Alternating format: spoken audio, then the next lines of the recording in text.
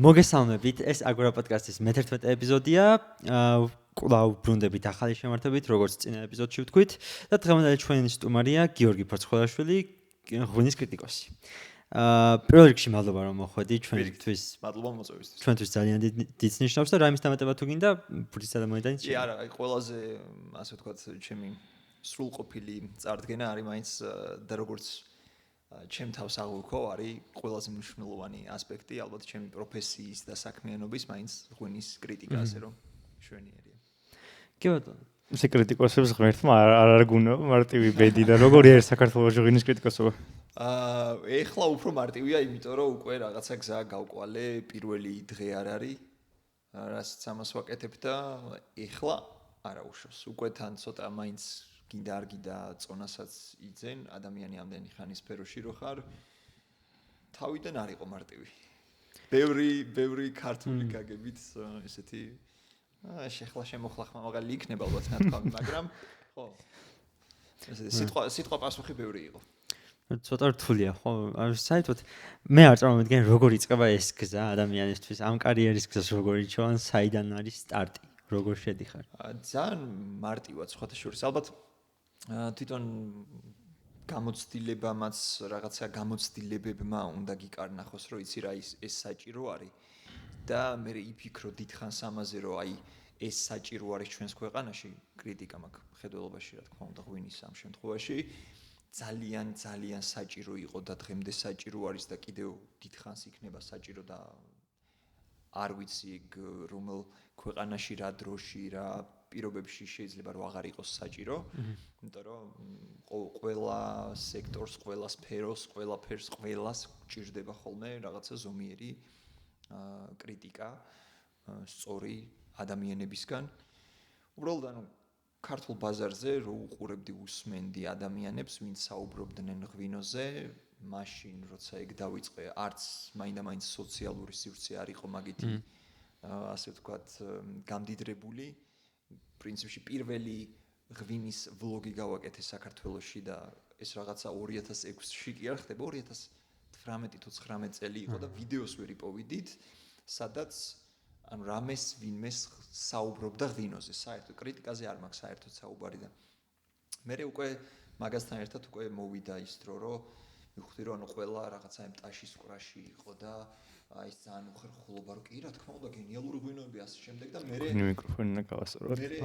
მე უკვე რაღაცა აი ცოტა უხერხული მომენტი იყო რომ ეს დეგუსტაცია დასრულდა, გამოვედით თქვათ რაღაც ღვინის პროფესიონალები და არა ბიჭო ეს რა იყო და რაღაცა და ანუ აი ეგ ჩემთვის ძალიან მიუღებელი რაღაცა იყო. რა როცა მინდოდა რომ მეთქვა რომ არა ამ ღვინოს პრობლემა აქვს და არ ვარგა უკაცრავად ამ მომენტისთვის პირდაპირ ვამბობდი მაგას შეძლების დაგვარად დელიკატურად, მაგრამ მაინც კახელი ვარ და ძალიან ეს ჩემი პირდაპირობა ხანდახან ცოტა დათურ სამსახურს მიწევს ხოლმე, მაგრამ მგონია რომ მაგ მომენტში რითიც ჩემ თავს ვამართლებ ხოლმე ეგ არის რომ მე თუ ზედმეტად რაღაც მომენტში ხისტი ვარ, მე ვაბალანსებ რაც მეორე მხარეს ხდება, რა, ანუ ზედმეტი ტაშის ყრა, აუ გენიალურია, აუ რა მაგარია, აუ ყოჩა, აი ასე შემდეგ, ანუ მაგ ყველაფერს ჩემი ცოტა სიხისტით ესე ვამართლებ ხოლმე რომ ვაბალანსებ მაგ ყველაფერს.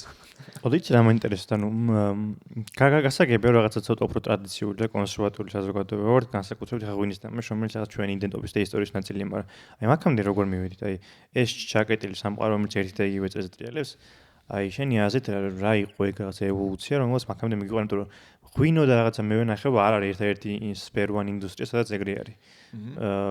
ბევრ საქმეში რატომღაც ჩვენ ეგ მანკიერი რაღაცა ტენდენცია შევიძინეთ თუ გამოვიმუშავეთ რადოთა განმავლობაში და შენი აზრით აი რა გზა გავიარეთ რომ აი აქამდე მოვედით და რაც შენ თქვი რომ დაიწყეს ღვინის კრიტიკოსობა და ან კრიტიკა ზოგადად ამ საქმეში ძალიან ისეთი ცოტა თავიდან მიუღებელი და უცნაური იყო, მაგრამ ეხლა უკვე ჩვეულებრივი მოვლენა არა.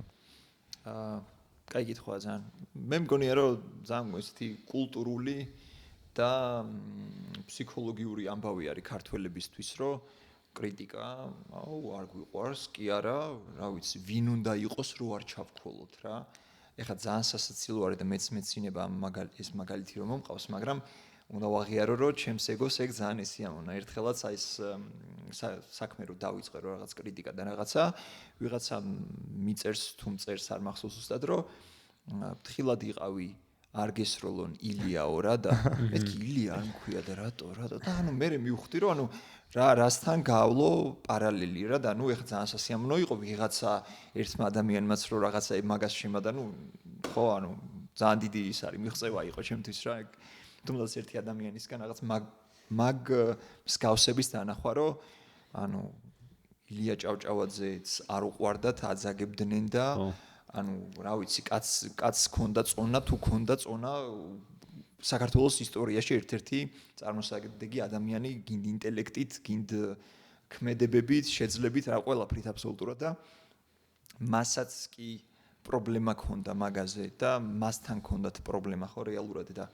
მგონია რომ ეგ რაღაცა მენტალური ამბავი არის კულტურული ამბავი არის ქართველებისთვის რომ ანუ არ გვიყვარს კრიტიკა და ვერ ვიტანთ კრიტიკას ვისგანაც არ უნდა მოდიოდეს და აი ეგ მაგალითი რაღაც ისტორიული რო არსებობს და რო ვიცი ვის ქონდათ პრობლემები კრიტიკის გამო ხო ჯანსაღი კრიტიკის გამო ანუ ის მომენტი აღარ მქონდა რომ აი იცით აი შეიძლება მე კვალიფიციური არ ვარ საკმაოდ არა აქვს მაგას მნიშვნელობა არავით არის ანუ არავის ღვინოში არის რაღაცა კვალიფიკაციები რა რაღაცა სერტიფიკატები ამ შემდეგ რაზეც ვფიქრობდი რომ აი აქ რო იქნება აი ესენი ავიღო მოდი ეს მქონდეს რომ უბრალოდ ანუ ხალხი გაჩვმა ანუ არავინ არ გაჩვმდება მაგითი ანუ არაფრის გაკეთება ანუ მივხვდი რა ანუ კარგ დროს მივხვდი რომ სხვისთვის ეგეთი რაღაცების გაკეთებას არ ვაპირებდი რა ანუ აზრი არ ქონდა უბრალოდ რა იმიტომ რომ ვინც არ უნდა იყო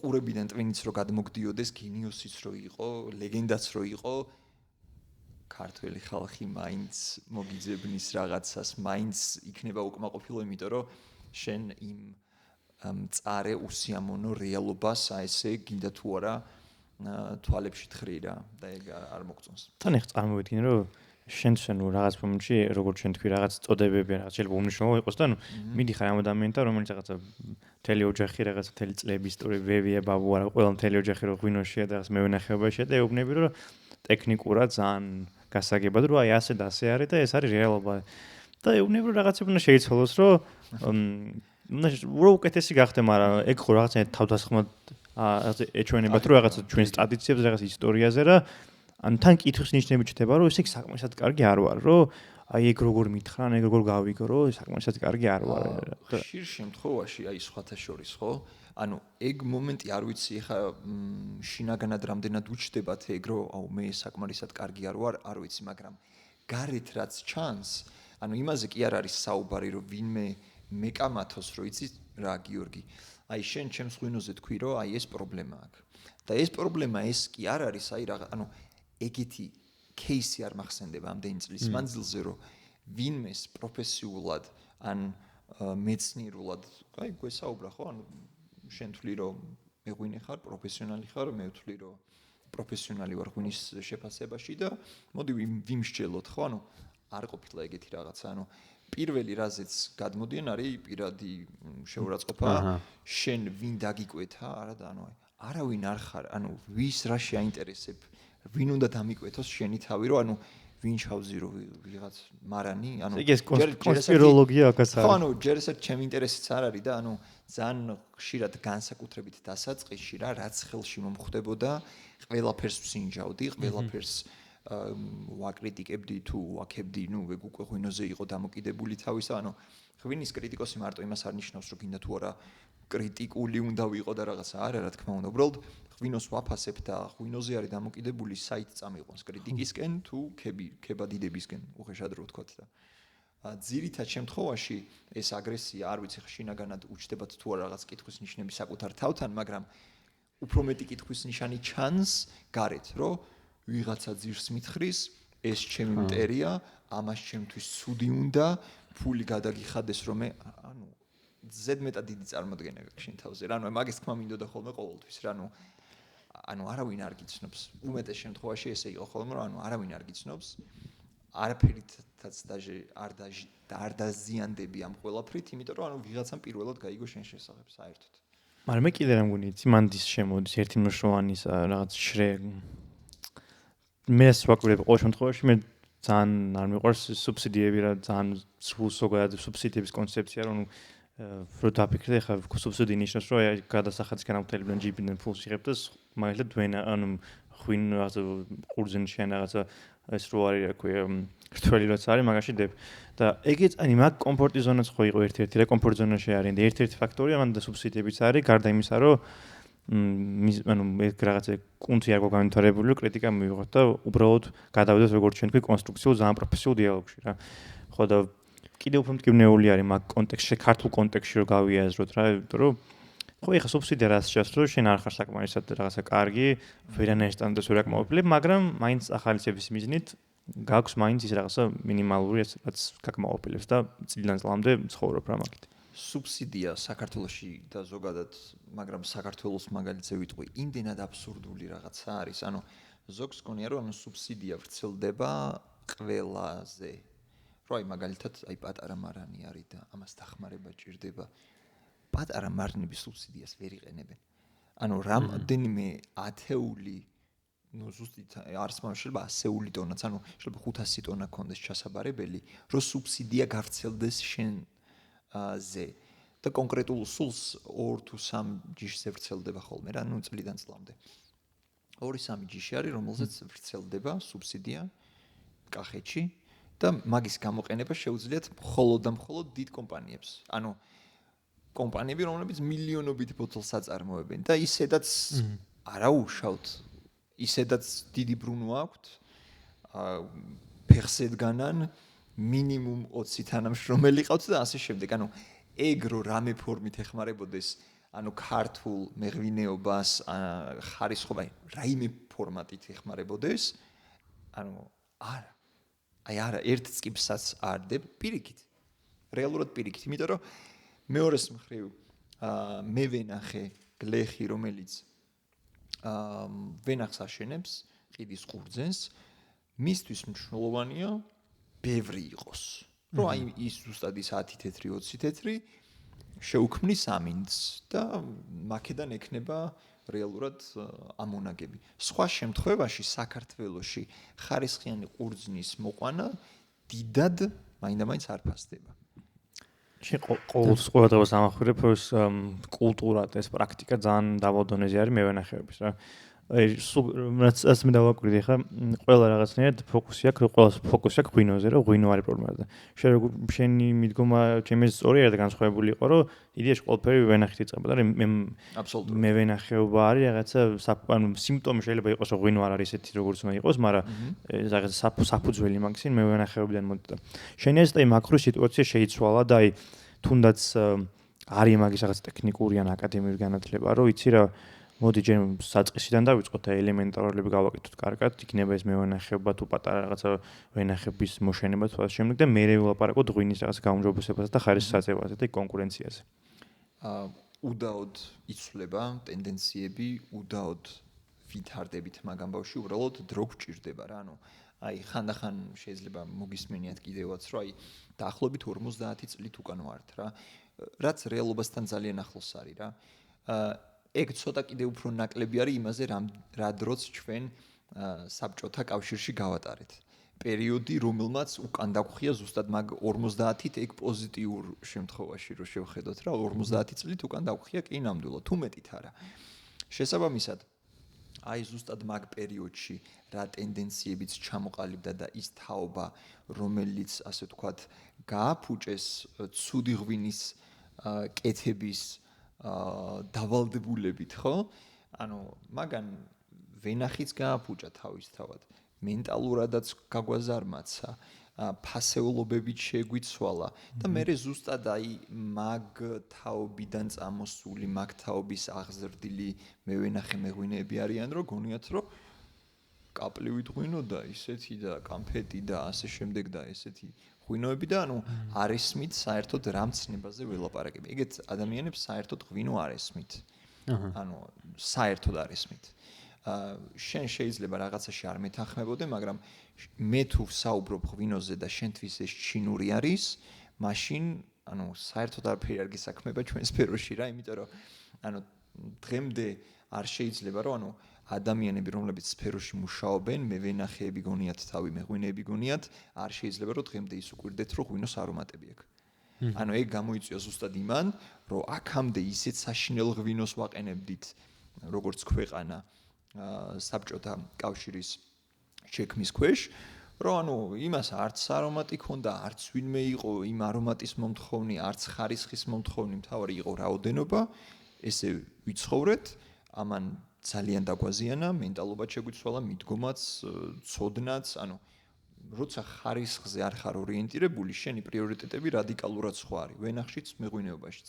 ხო, შესაბამისად ხა იმ ადამიანებს საიდან უნდა კონდეთ წარმოდგენა ხარისხიანი ღვინო რა არის? ან რატო უნდა იყოს ან ხარისხი რა არის საერთოდ, ხო?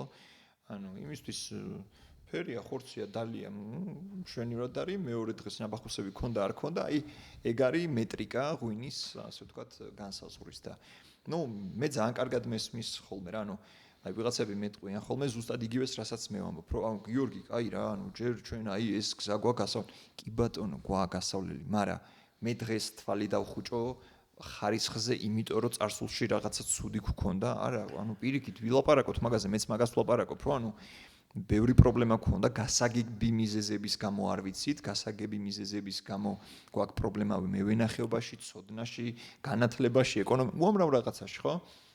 ეს ისტორიული ფაქტები ხო არსად არ ქრება, ხო, ანუ დრო გადის აი ამ ყოფაში. და რა თქმა უნდა, მეღვინეობაზეც მაგან ძალიან დიდი ნეგატიური როლი ითამაშა. რაღაც დონე პროგრესი არის, მაგრამ ჯერ კიდევ წინ პროგრესი არის ნამდვილად, მაგრამ ნუ წინ ძალიან ბევრი სამუშაოა. მაგრამ პროგრესი ყველაზე დიდი პროგრესი ის არის, რომ უკვე ანუ აი დიდი მეღვინეობებიც, პატარების მათ შორის, ანუ ყველანი მიდიან იმ დასკვნამდე ნენელა, ყველა არ არის იქამდე მისული, მაგრამ ნენელა მივდივართ რომ ოკეი, კი. ვენახი არის მთავარი, მე თუ ვენახში არ მაქვს მაღალი ხარისხი, ფიზიკურად ვერ საიდან ვერ მოვიტან, ვერ გავაჩენ ამ ხარისხს უშუალოდ უკვე მეღვინეობაში. რაც კიდე მაგარი მეღვინე იყო, შენ თუ პოტენციალი არ მოყვა ვენახიდან, ვერაფერს დიდად ვერ შემატებ. შენ მაქსიმუმ შეიძლება შეინარჩუნო ეს პოტენციალი. ყველაზე მაგარი მეღვინე ეგ არის, რომელსაც ვენახიდან წამოღებული ყურძნის პოტენციალის მოტანა შეუძლია ბოთლამდე ისე რომ არც 1% მისი პოტენციალის არ დააზიანოს, არ დაკარგოს. და იდეაში მაგის ალბათობა ძალიან დაბალი არის.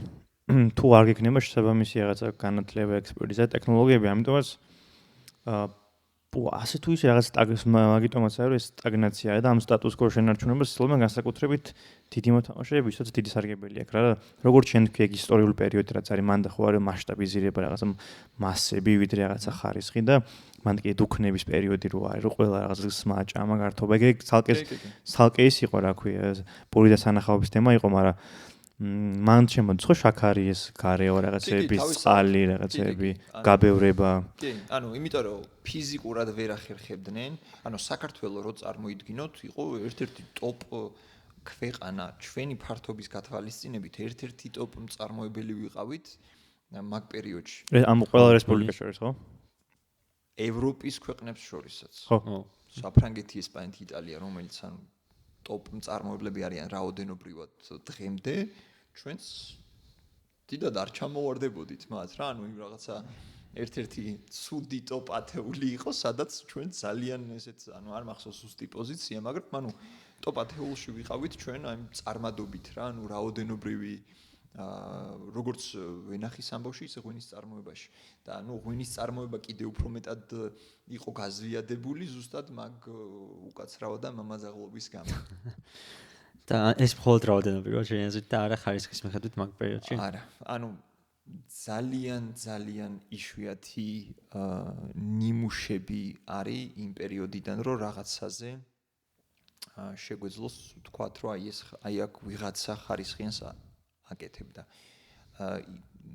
ეჭვიც არ მეპარება, რომ იყო, მაგრამ აბსოლუტურად ერთეული საოჯახო მეღვინეობები, იმიტომ რომ დანარჩენი რასაც ანუ თვალი დაედებოდა, რომ ვიღაცა რაიმეს აკეთებდა, ყველაფერი უნდა ყოფილიყო დიდი, ასე ვთქვათ, იმპერიისთვის და იმპერიის ინტერესების გათვალისწინებით. პატარა სადღაც ოჯახში დარწმუნებული ვარ, რომ იმ პერიოდშიც ვიღაცები ერთგულობდნენ ხარისხს. და ანუ მაგ პერიოდში დაიბადა ეს ქართული ღვინის მითი ალბათ, რომ თავისთავად ყველა რაღაცა მაგ ინდუსტრიალიზაციას ის კონტექსტი ჭირდება და იდეოლოგიური რაღაცა არგუმენტი ჭირდება, რომ რაღაც ქართული ღვინო, რაღაც მითი ქართული ღვინის და მე საბოლოო ჯამში რაღაც ეს ეტიკეტი რომ ის ფაქტი რომ ქართული ღვინოა დიდი მოლოდინები გაქვს და ალბათ აღქმა შეიქმნა რომ ძალიან რაღაც სასწაული იყო, მაგრამ ერთი კიდე კითხვა გამიშთა ხა რომ მაგის გარდაც მაგ პერიოდში ალბათ უფრო რადგანაც ხედავდით რომ ბაზარზე ეგეთი მძიმე სიტუაცია ძალიან ისედაც ქართულებს ყოველთვის ქონდა ტრადიცია რაღაცა ოჯახის მარანი რაღაცა ოჯახის დაწვრილი ღვინო და მაგ პერიოდში შენეს ეგ პრაქტიკა გაძლიერდა რომ ოჯახებმა დაიწყეს რომ პირიქით ანუ მაგასაც ებრძოდნენ რეალურად არც ადამიანური რესურსი არ აწყობდათ რომ სადმე მოცდენილი ყოფილიყო ანუ შენ თუ მაგარი ტიპი იყავი მაგარი მეღვინე იყავი მაგარი მევენახე იყავი აუცილებლად უნდა ყოფილიყავი ამ კოოპერატივების და ამ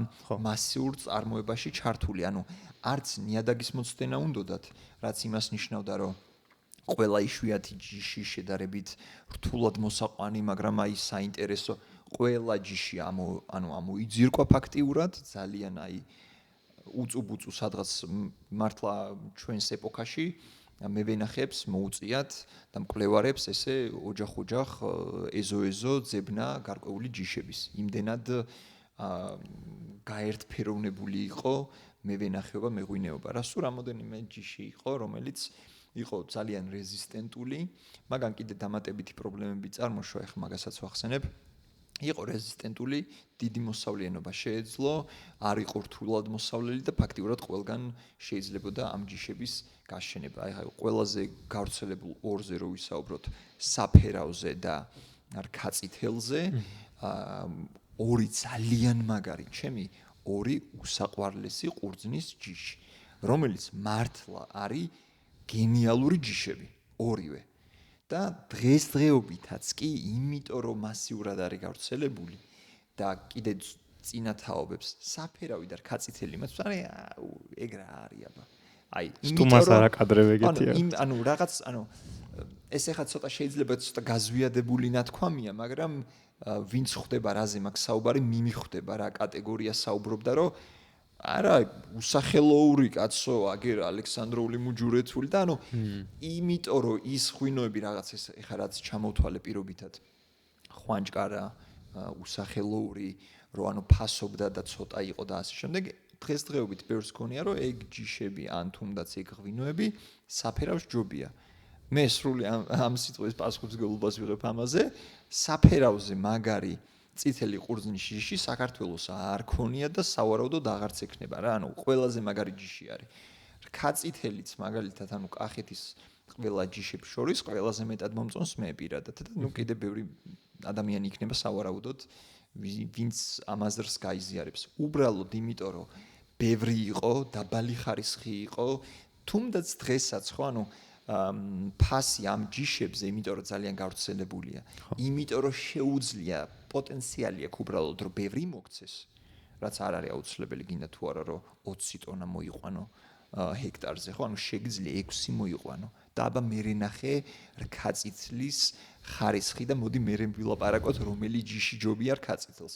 აი ეგ ხო ბევრი თვალსაზრისით დააზიანა რა.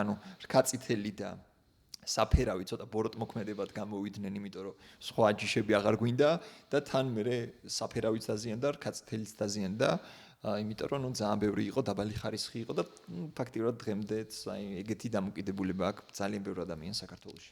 შენ კიდე ხშირად ამბობ, რომ ეს მაგის გარდა რაც როგორც ღვინო საფეროს, სხვა მიმართულებითაც დიდი ისენი აქვს პერსპექტივა აქვს რა ითუნას გასტრონომიაში ან ქართულ კულინარიაში რაღაცა და მაგ მხრივ როგორი არის ეგ ურთიერთობა ქართული გასტრონომის და ქართული ღვინის გვაქვს ეგის ურთიერთქმედებები, ეგ ექსპერიმენტები თუ ჯერ მაინც არა.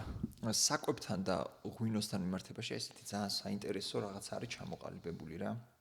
როდესაც ვცდილობ ხოლმე ვინმეს ვასწავლო, როგორ უნდა შეუხამოს ღვინო და კერძი, ყველაზე მარტივი, 10 წამში რო ადამიანს ცოტა ორიენტირი მიცე, არის ესეთი რაღაცა. ინგლისურ გამოთქმას ვიტყვი და მე ქართულად გავშლი.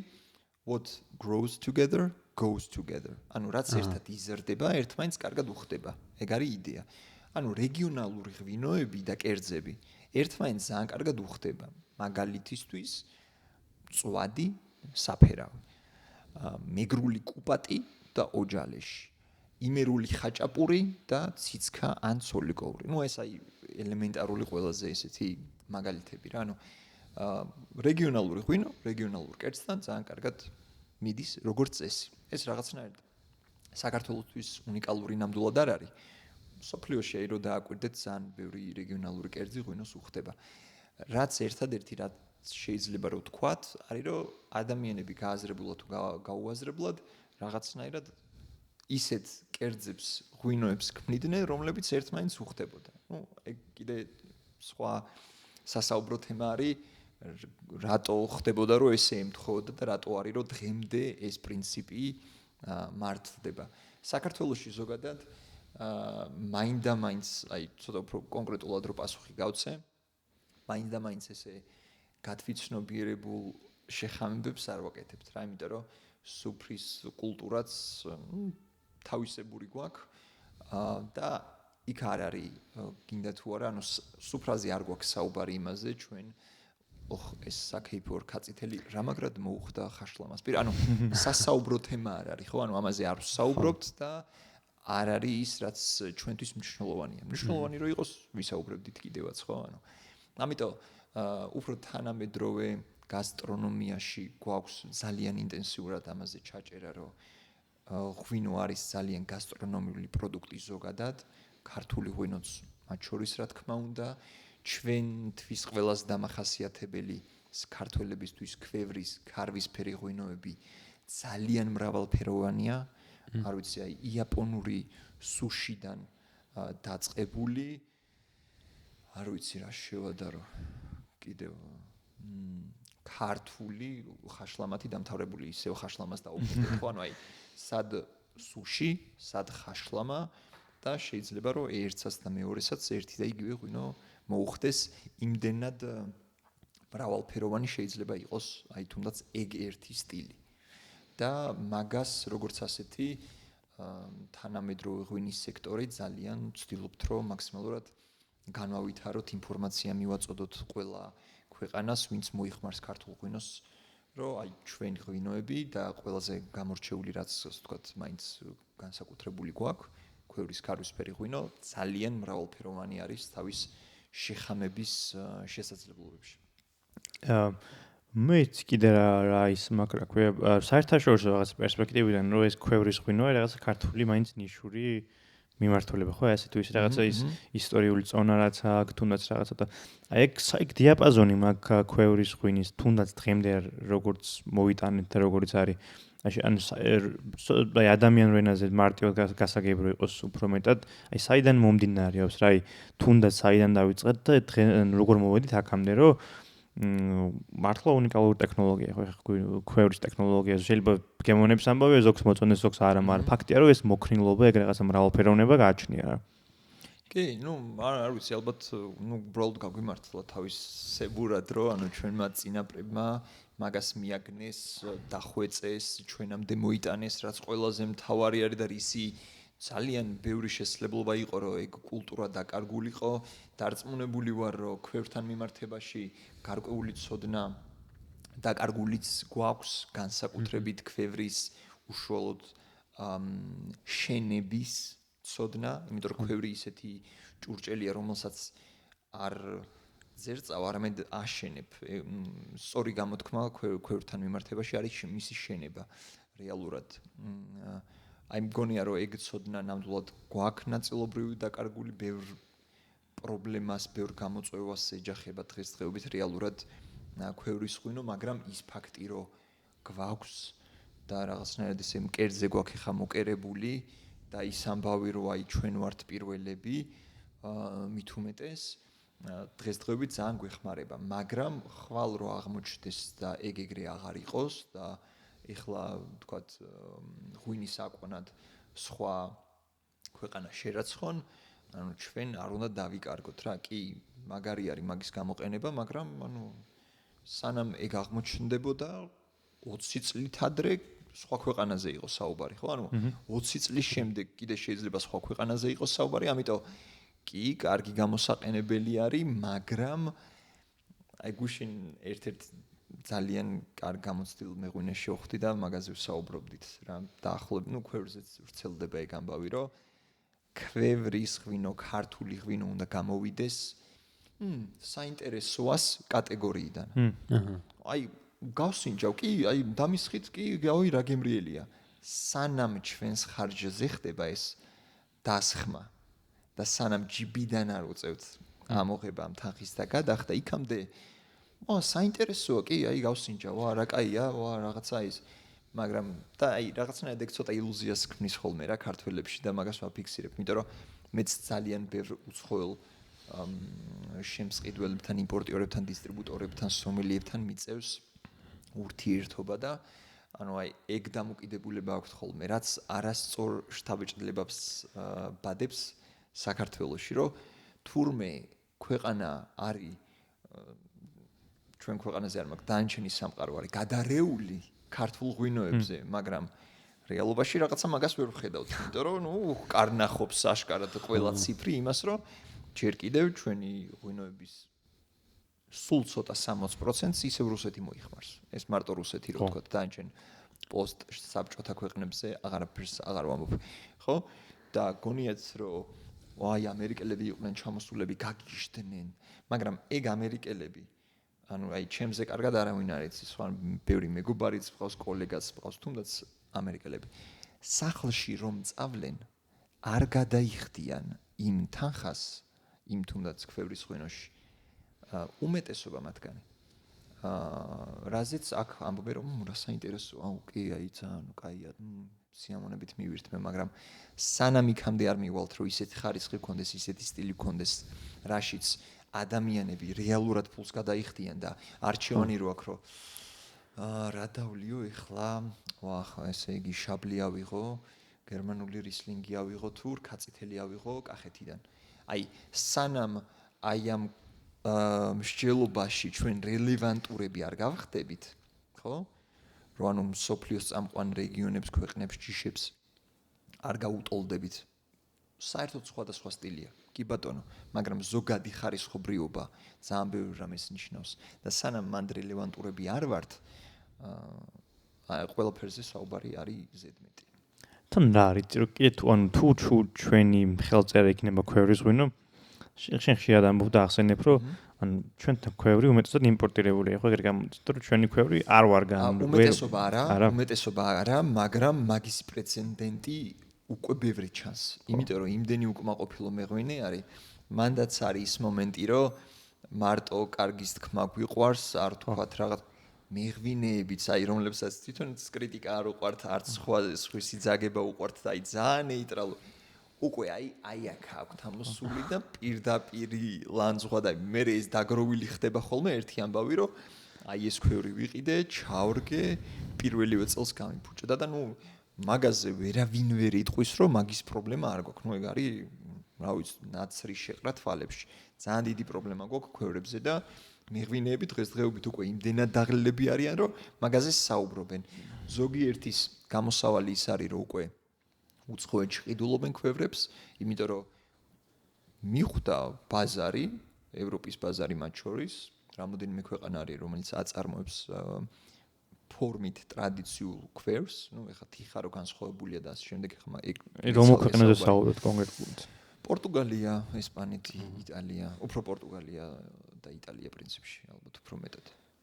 და ამ ქვეყნებიდან უკვე ხალხი იყიდულობს ქვევრებს, აი შესწავლილი აქვთ ამ ასე ვთქვათ პროფესიონალებს ამ ქვეყნებიდან, როგორი ფორმა უნდა იყოს, რა არის სისქე, მოცულობა ასე შემდეგ და მე რაც მქონია შეხება მეღვინეებთან, რომლებიც იყენებენ ამ ქვევრებს, ფრაზა დავისვენე.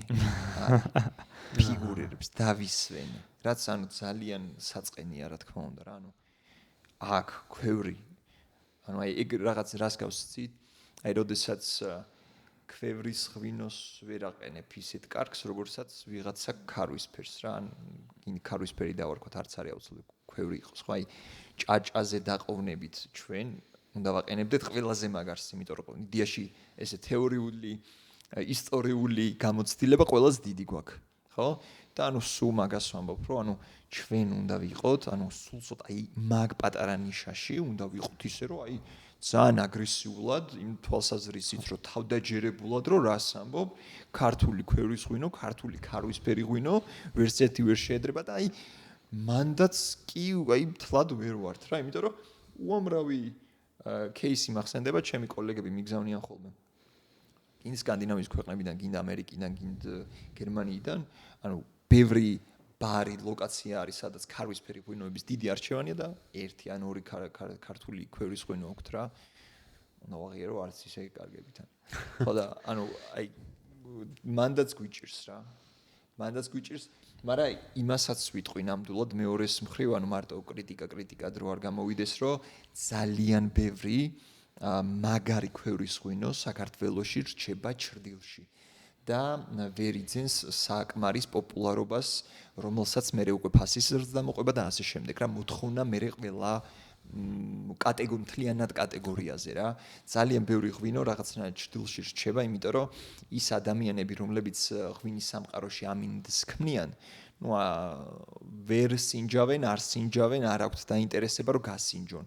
იმიტომ რომ გულწრფელად ვამბობ, პირობითად ესეთ პროფესიონალებთან ერთადაც რომ გამისინჯავს ქართული ღვინოები, შეიძლება გავსინჯოთ 200 ქარვისფერი ღვინო და იქიდან რაღაცა სალაპარაკო რო გქონდეს, რომ მართლა რაღაცა უბრალოდ საინტერესო კი არ არის, არამედ მართლა საინტერესო არის ამ ღვინოებზე საუბარი, იმ 200-დან შეიძლება იყოს 20. იმ 20-დან მე ამ საინტერესო კატეგორიიდან რო კიდე გადავიდეთ და ეს სერიოზული ღვინო არის, ალბათ 2 იმ 20-დან კიდე რა, ანუ ეხლა წარმოიდგინეთ რა პროპორცია არის საშუალო არა უშავს რა ქარვისფერი ღვინოების. და ალბათ ცოტა იქ მომენტიც არის, რომ რეპუტაციაზე გვირტყავს, რომ ანუ ესე მასიურად მაგარ ღვინოებს არ ვაყენებთ რა, ვერ ვაყენებთ ჯერჯერობით. და ეგ მომენტი არის. არც ეს ზედაზღვარი იმდენად იშვიათია, რომ ვერ იჭერენ ის ადამიანები, სოფლიო დონის ღვინის კრიტიკოსმა ვიღაცამ რო თქვას, რომ ეს ქარვისფერი ღვინო საქართველოსთან ქვევრის არის პირობითად არ ვიცი 95-96 გული შეფასებული, ან რაღაც ერთ წინადადება დაწეროს, ეგ უკვე ვერ წარმოიდგენთ რამხელა ჯამფი არის ფასში, მოთხოვნაში, ყველაფერში, აბსოლუტურად, მაგრამ რაღაცა ვერ ხდება ეგ. ჩემი პირადი პროფესიული აზრი ის არის, რომ ძალიან ბევრი საშუალო დონის ღვინო გვაქვს, ვინ უნდა განსაზღვროს, ანუ ხანდახან მე ღვინოებსაც არის ვთქვით ხოლმე, ანუ ხარისხში რა სხვაობა აქვს. შეიძლება ერთმა მეღვინეობამ გამასინჯოს 6 ღვინო, თქვათ 6 ქვევრი, ერთი იყოს ბევრად უკეთესი, ვიდრე დანარჩენი 5, რომელიც უკვე რაღაცა სერიოზულ პაექრობაში შეიძლება შევიდეს, სულთა ხარისხობრივ, არა სტილით რა თქმა უნდა. ხარისხობრივ კონტექსტში შევიდეს პაექრობაში მსოფლიო ღვინოებთან, მაგრამ ანუ ის მეღვინეობაც კი ვერ ხდება, რომ ეგეთი ღვინო არის.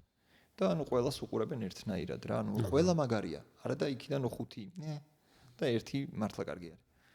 და ისე სტილზე ახსენე და შენი აზრით ქართულ ღვინის დაყენების სტილთან ყველაზე ახლოს რომელია სხვა ქვეყნებიდან, ოღონდ არა რეგიონიდან, მაგალითად. ცოტა განზოგადებებული კითხვა შეიძლება, მაგრამ ქვევრის ღვინოსთან? ხო, ვისე ქვევრზე პატენტი არ გვაქვს? არა. სხვა ქვეყნებში უკვე აყენებენ ქვევრის ღვინოს ჩვეულებრივ და ქვია ქვევრის ღვინო. თუნდაც გაგაკვირდებათ ავსტრიაში მაგალითად. ლუქსემბურგში და ანუ რაღაცა ისეთ ეგ რატო ვერ დავაპატენტეთ თუ არ შეიძლება და არ ხდება ეგეთი რაღაცები. არ ვარ დარწმუნებული რომ შესაძლებელია ან თუნდაც რომ შესაძლებელი იყოს რომ მაინდა-მაინც კარგი არის. ხო რას მოგცემ? ანუ ხო არ ვიცი.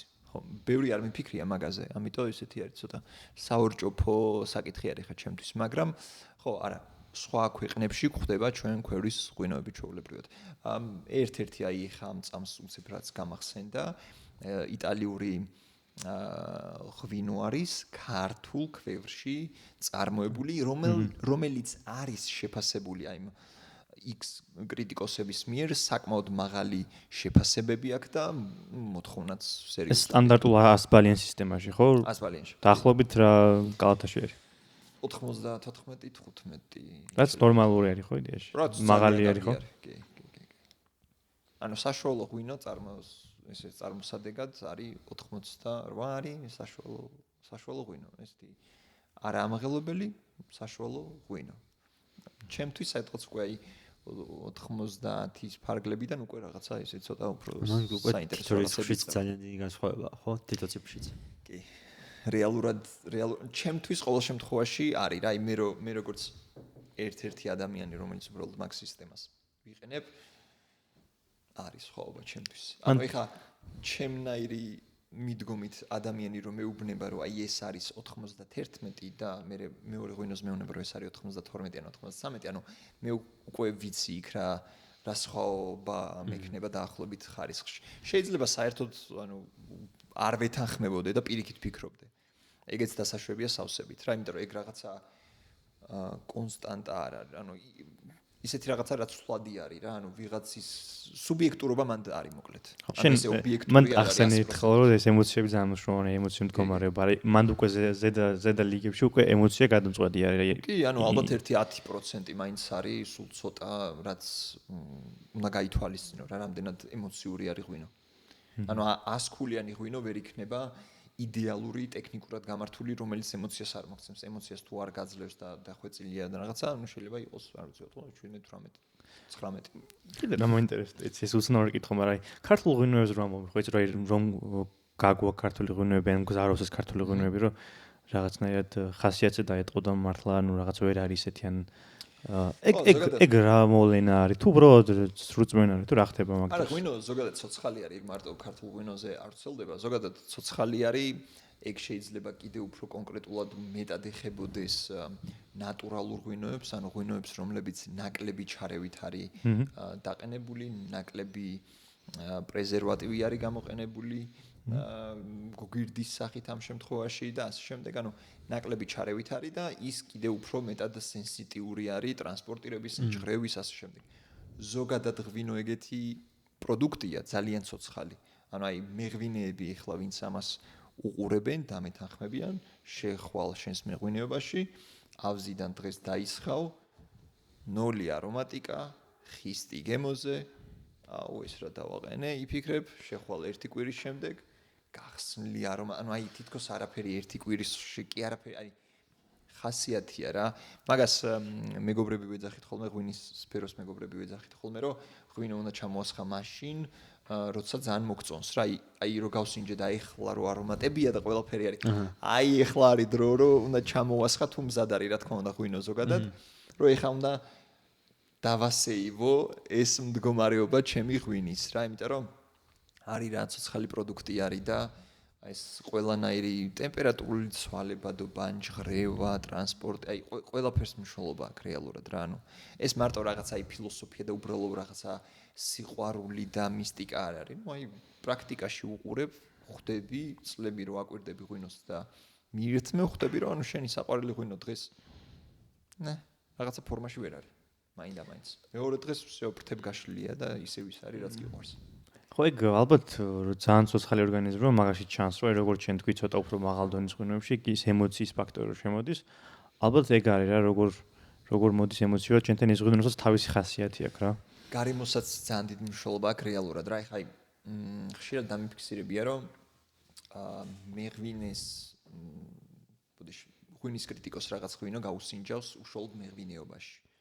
რაღაც ისეთ გარემოში იქ აქვს შეფასებული და ხანდახან არის ხოლმე რომ ეგეთ შემთხვევაში ადგილზე როცა სინჯავ რა რაღაცა ღვინო ცოტა სხვა ემოციით არის შეიძლება უფრო უკეთეს ფორმაშიც იყოს აი მე უკვე ტრანსპორტირებულმა მე რო აქ საქართველოში გავსინჯო ის რაც კრიტიკოსმა პირობითად მეღვინეობაში გასინჯა შეიძლება რადიკალურად სხვანაირი შთაბეჭდილება დამჩეს ანუ ეგეც არსებობს რა ანუ სულ ვეუბნები ხოლმე ხალხს რომ ანუ მე რასაც ვამბობ და როგორც ვაფასებ რა ეს რაღაცა დოგმა არ არის რა ანუ არც ჩემი კოლეგები დამეთანხმებიან ყველანი მე თავის დროზე რო ვაკვირდებოდი ან მეც ვპოულობდი ჩემს საყვარელ ღვინის კრიტიკოს რომ აი ვის ვემთხვევი ყველაზე ხშირად ანუ ვიღაცები არიან რაც ან მგონია რომ აბსოლუტურად overrated აქ ყოველი მეორე ღვინო და საერთოდ არ ვეთანხმები მის შეფასებებს რა ანუ მინიმუმ 2-3 ქული შეიძლება დაბალი მქონდეს რაღაცებზე შეიძლება პირიქით.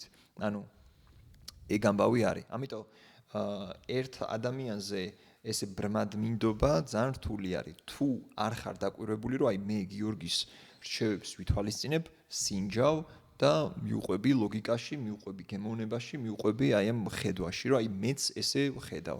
მეც ესე ვთვლი, რომ კი, აი ესეთი ხარისხიანია ან უხარისხო. აი მაგაც დავფიქრდი, რომ აი ეგეთი როლ მოდელები ან რაღაც ეგეთი პრეცედენტები ქართულ ისტორიაში, აი მაგალითად როგორც არიშვილის ფიგურა არის ეგეთი ინოვატორი ენტერპრენერი მაგ მართულებით რა. ღვინოში გამოტოვებული პერიოდის გარდა მანამდე ყავდა ან ყოლია, რომელიც აი თქვი იტყოდი, რომ აი შეიძლება იყოს რაღაცა ქართული როგორც პიროვნება. ხო, აი ეგეთი გავლენიანი ფიგურა. თავისთავად ალექსანდრე ჭავჭავაძე ძალიან გავლენიანი იყო მაგ ამბავში.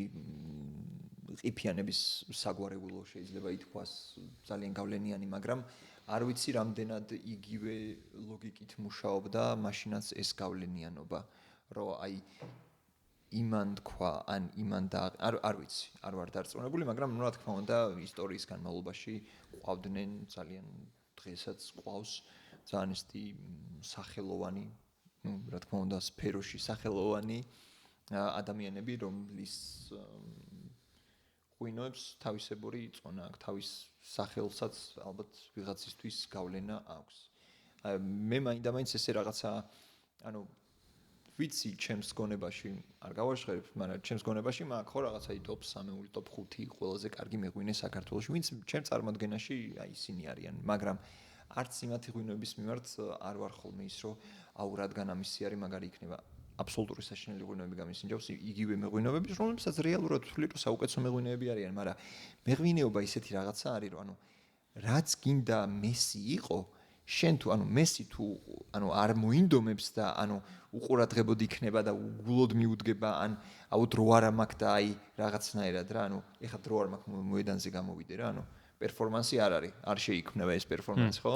მესის ნაცვლად რომ მესიმ რო უთხრას რომ მიდი რა ეხლა შეხვალ მარჯვნიდან ჩააწვდიან და მე იქ შენ და ანუ ის ვიღაც ხელქვეითი ხო ვერ შეასრულებს მესის საქმეს. აი ეგ ამბავი მეღვინეობაში ძალიან ხშირად ხდება რომ ის ადამიანი თუ ფიზიკურად არ არის ჩართული, არ არის committed აი ამ საქმის მიმართ, ხო?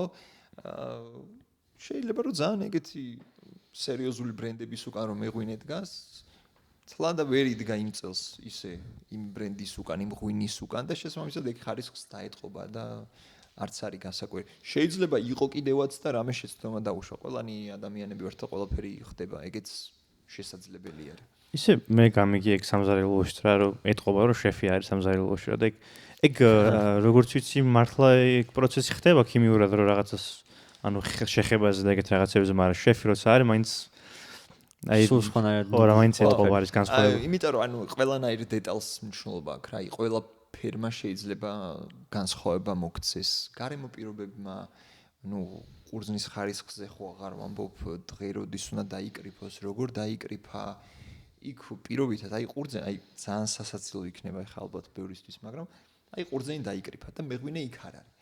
და გადაწყვიტეს რომ მოდი რა, სანამ ამ ყურძენს წავიღებთ, გავაკეთოთ ეხა ჩვენ lunch break ვენახში. და ეს ყურძენი რომელიც ჩვენ დავკრიფეთ ჩრდილში ან სადმე ისეთ იზოლირებულ ადგილას კი არ არის მზეზე პირობითად.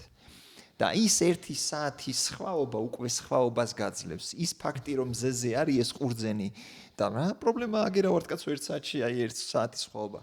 მზეზე რო არის, ის რო 1 საათით გვიან გადამუშავდა ეს ყურძენი, სხვაობა არის.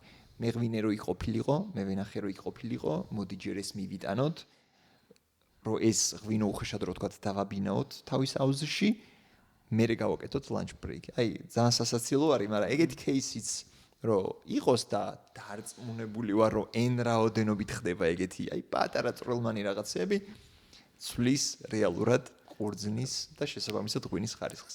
ალბათ იმიტომ რომ ეგ პატარ-პატარა გამონაკლისები რაც არის რა, ექსესები რაც ხდება, კიდე ემატება სტრუქტურული პრობლემები რაც გვაქვს მეღვინეობის რაღაცა ქვევრის მიმართულებით და საბოლოო ჯამში ვერ ეგ მიქსი არის რა. მიდგომების ამბავი არის რა, ანუ თუნდაც ის ამბავი რომ ანუ დღესდღეობით დღეს კიდევ ძარებზე გვიყრია ყურძენი და მე ეს ძარაზე დაყრილი ხომ მზიან კახეთის გზაზე მიშლიგინებს და წვენი ჩამოსდის და მე კიდე იქ უნდა იდგეს შეიძლება 2 დღე წარმოიდგინეთ ანუ 2 დღე რო ყურძენს უწევს ზარაზე ყოფნა რა ანუ ეგ რა დანა არის გულში აბსოლუტურად ყველა რეალური ღვინის კომაგის მანამდე კიდე რა პირობებში იყო ან რა გაიარა მთელი პროცესი არის ყველაფერს მნიშვნელობა აქვს აი ვერაფერზე ვერ იტყვი რომ აი ეს ამას არ აუშვებს რა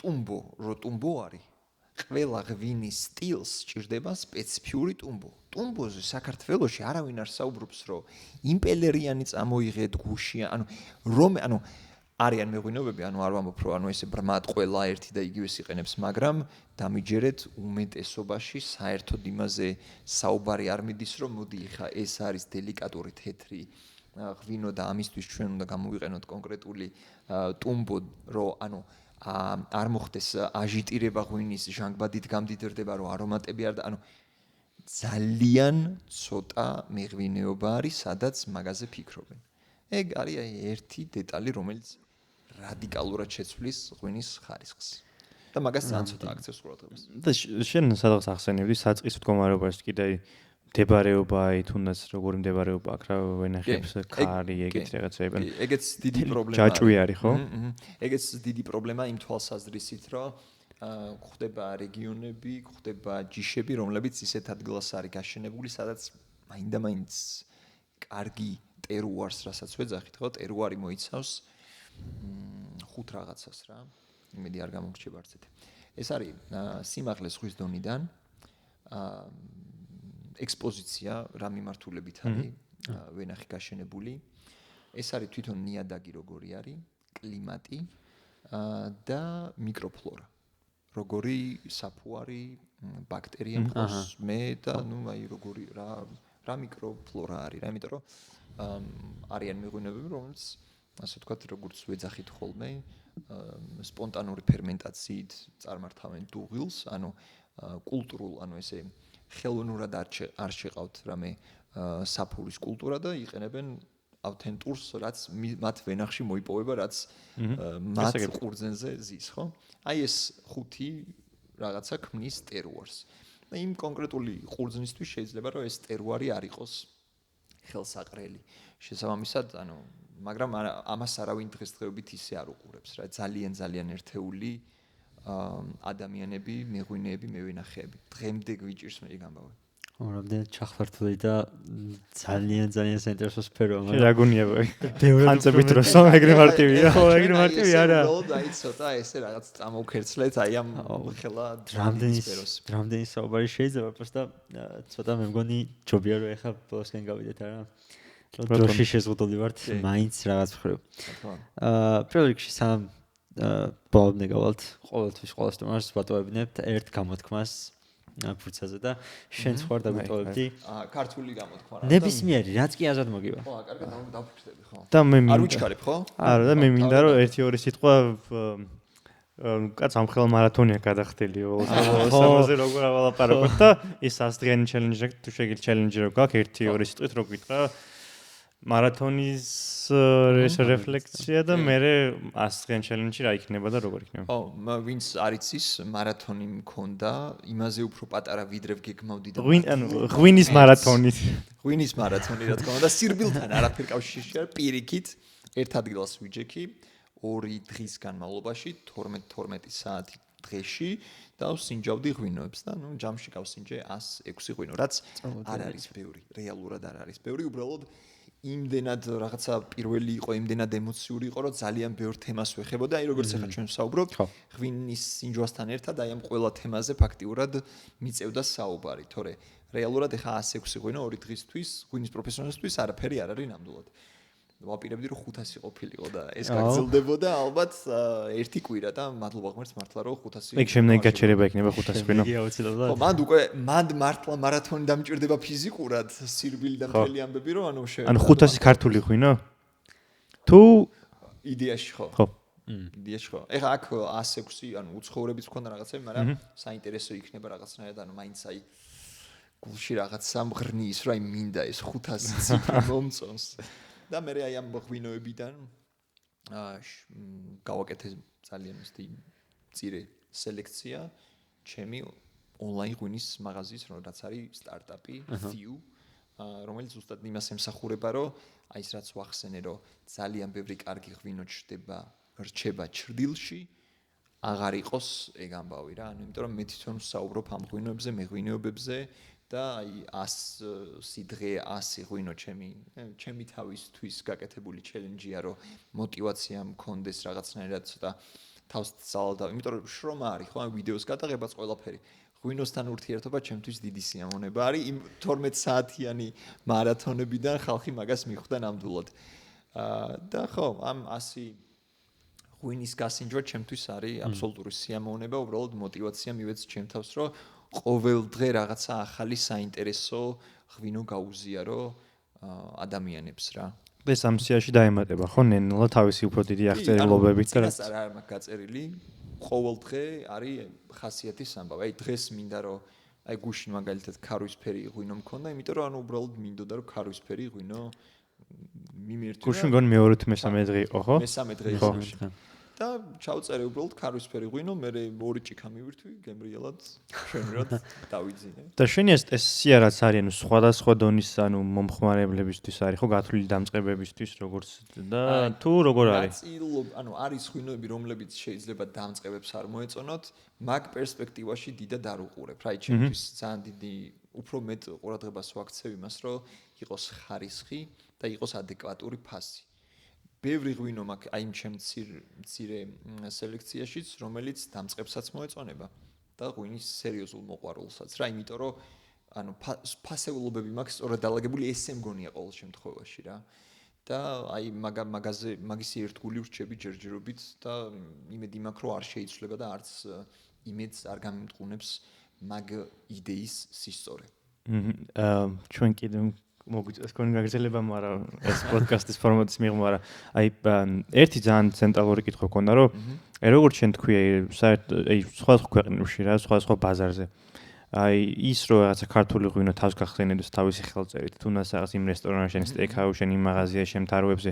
აი ეგ ნიშური ეგ ნიშასაც შეგვიძლია დავიჭიროთ, აი ჩვენთან ყველაზე ახლოს ვინ არის აი მაგალითად აი რომელი ქვეყნის რაღაცა წარმატების გზის შეგვიძლია რომ აი ვთქვათ რომ იცი რა აი ეს ქვეყანა არის ესა და ეს გზაა რაღაცა მსგავსებები არის და შეიძლება ეგ ადგილი ქონდეს ჩვენ ღვინის სამყაროში რა სათხედავ საქართველოს მაგ ქართულ ღვინოს მაგ კონტექსტში მე მგონია რომ ჩვენ ნიშიდან უნდა გამოვიდეთ ანუ ქართული ღვინო არ უნდა იყოს აუ ეგზოტიკა რაღაცა ისეთი მინდა რა აი რაღაცა ისეთი მინდას რომ ამბობს ადამიანი არ გულისხმობს კიდე თუ არა მაგარ ხარისხს ხო რაღაცა რა ანუ გულისხმობს რომ რაღაცა აი ისეთი უნდა რა ახალი საინტერესო, მაგრამ ეგ არ გვაძლევს ჩვენ სტაბილურ გაყიდვებს, სტაბილურ ზრდას. ფრანგული ღვინო იმიტომ არ იყიდება რომ რაღაცა ნიშა უკავია. ფრანგული ღვინო იმიტომ იყიდება, თუმდაც ის 2 ევროიანი ღვინოები იმიტომ იყიდება, რომ ზემოთ ხო, აი ყველაზე მაგარ ღვინოებში აქ უკვე რაღაცა არჩევანი, ანუ ისეთი დეფიციტური აღარ არის გენიალური ღვინოები. კი, რა თქმა უნდა, ზოგი მოსავალი ძალიან მაგარია, ზოგი არც ისე კარგი, მაგრამ ანუ ათეულობით ეგეთ ღვინოს დაასახელებ ყოველ წელს. საქართველოში ჯერ შეიძლება ერთიც ვერ დავასახელოთ ეგეთი. მე ვერ დავასახელებ. ვინმე თუ დაასახელებს, მე მოვისმენ დიდი სიამოვნებით აი ესე ყურებით. ხო, ანუ მე მაგ აი მართლა სოფლიო დონის ღვინოები, რომელიც ნებისმიერს გაუწევს კონკურენციას, ხო? ანუ მაგ კატეგორიაზე ვსაუბრობთ. ეგ კატეგორია როგორც კი გაგვიჩნდება და როგორც კი მაგ კატეგორიაში სტაბილურობას დავიჭერთ. აი ცოტა სტაბილურობას დავიჭერთ, ჩვენი $1000-იანიც გაიყიდება, $100-იანიც და $1. იმიტომ რომ ფრანგულ ღვინოს რეპუტაციას უქმნის ეგ. და ხალხს გონია რომ 2 ევროდ რო ყიდულობს, ანუ აი ადამიანს რომელმაც ღვინო არ იცის.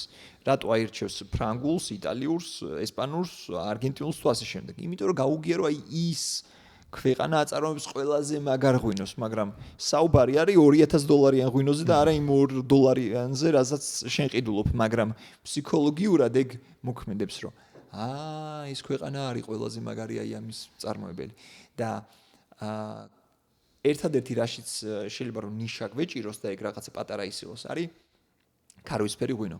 ქარვისფერ ღვინოში, ანუ ვერავინ ვერ უნდა გვიწევდეს კონკურენციას.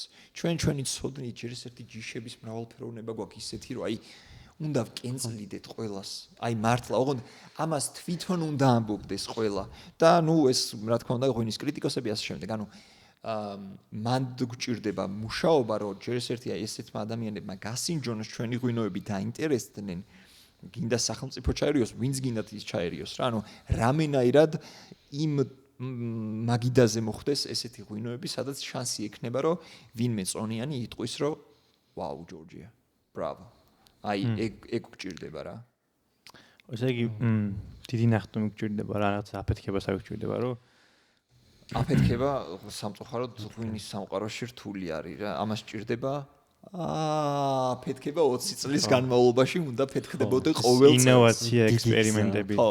ეგ ჩვენი ძლიერი მხარე არ ყოფილა, მაგრამ ჩვენი თაობები იმედია მომავალიც მაგას შეცვლიან. ძალიან ბევრი მაგარი პროფესიონალი გაიზარდა, იზრდება და კიდე გაიზრდება როგორც მე ვენახეობაში, ისე მეღვინეობაში და მაგაში ეჭვი არ მეპარება. დრო გჭირდება უბრალოდ. რეალისტი ოპტიმისტები რო ვიყოთ, ქართული ღვინო საერთო ხელებში იქნება, არიც რაღაც მიმართულებით. კი, არა, არიან ადამიანები, რომლებიც გულს მიკეთებენ მაგ ამბავში, რომ რო ვიცი, რომ აი ის ადამიანები არსებობენ იმ სფეროში, ხო?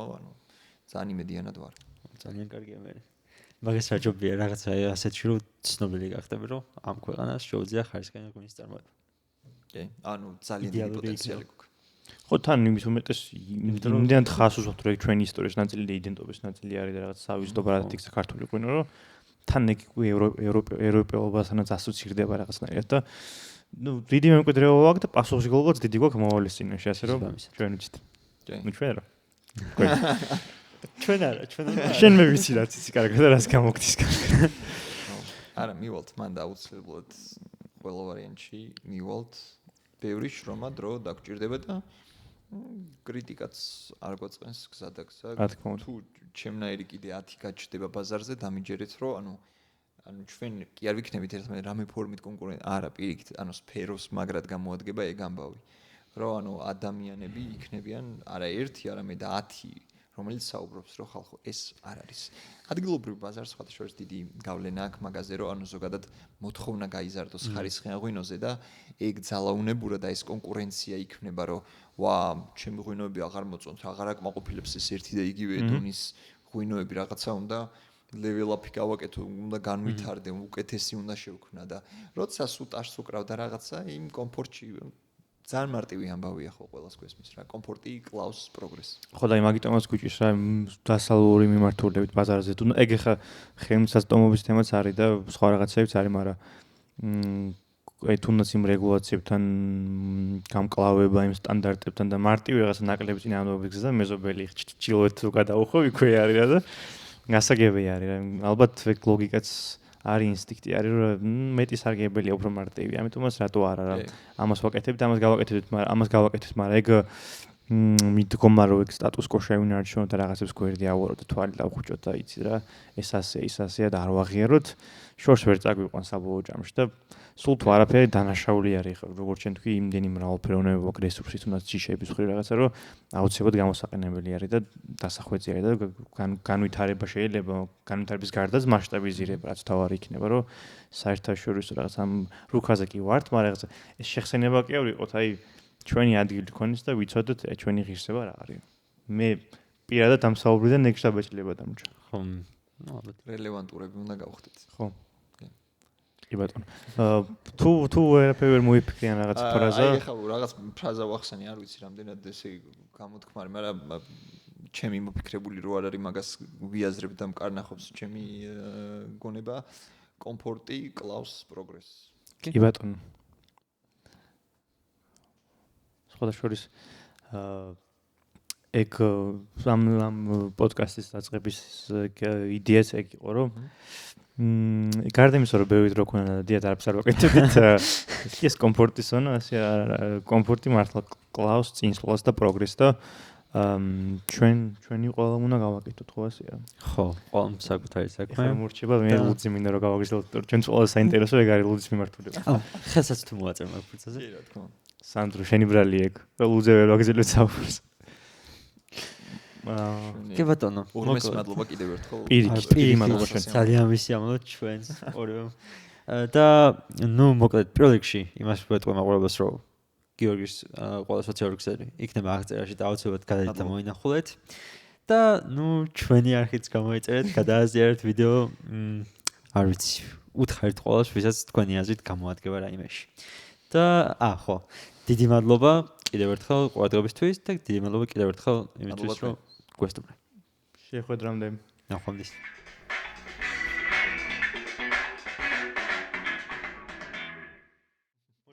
ხო და მე მინდა რომ ლუძე ვილაპარაკო. სიამოვნებო.